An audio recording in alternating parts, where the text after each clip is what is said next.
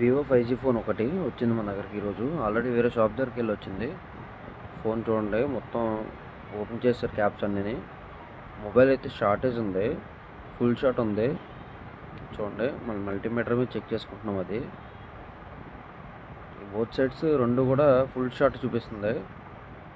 ఒకసారి డీసీ కూడా చూద్దామని చెప్పేసి మనకి డీసీ కనెక్టర్ కనెక్ట్ చేసి డీసీలో కూడా చెక్ చేయడం చేసింది. డైరెక్ట్ ఆటో యాంపైర్ తీసుకుంటుంది. చూడండి, డైరెక్ట్ ఆటో రీడింగ్ తీసుకుంటుంది. అది మనం ఏం ప్రెస్ చేయకుండానే మొత్తం బోర్డు అంతా నీట్గా ఒకసారి క్లీన్గా చూశాను. మొత్తం వాటర్ డ్యామేజ్ ఆల్రెడీ చేయాల్సిందంతా చేశారు.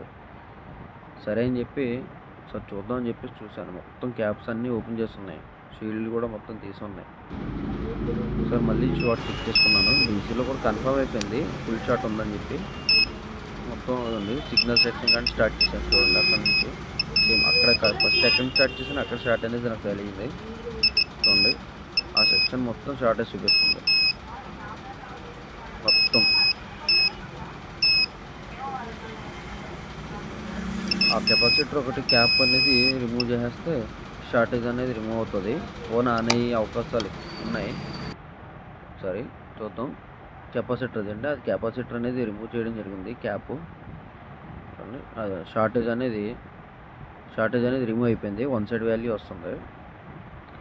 చూడండి, వన్ సైడ్ వాల్యూ వస్తుంది. షార్టేజ్ అనేది పోయింది.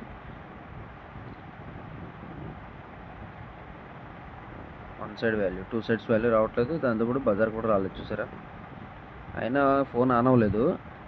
ఎందుకు ఆన్ అవ్వలేదని చెప్పేసి స్మోక్ అనేది వేసడం జరిగింది. స్మోక్ చూడండి, మాకు స్మోక్ ఎందుకు వేస్తామంటే ఎక్కడైనా షార్టేజ్ ఉంటే కనుక ఆ స్మోక్ అనేది కరిగిపోయి మనకి క్లియర్గా ఎక్కడ షార్టేజ్ అనేది తెలుస్తుంది. ఈ సెక్షన్లో నాకు హీట్ అవుతుంది, అందుకోసం స్మోక్ అక్కడే వేసుకున్నాను. మళ్ళీ డీసీ కనెక్ట్ చేశాను. చూడండి, అదిగోండి అక్కడ ఎక్కడైతే చూడండి లిక్విడ్ కనిపించిందో అది షార్టేజ్ ఏరియా అనమాట.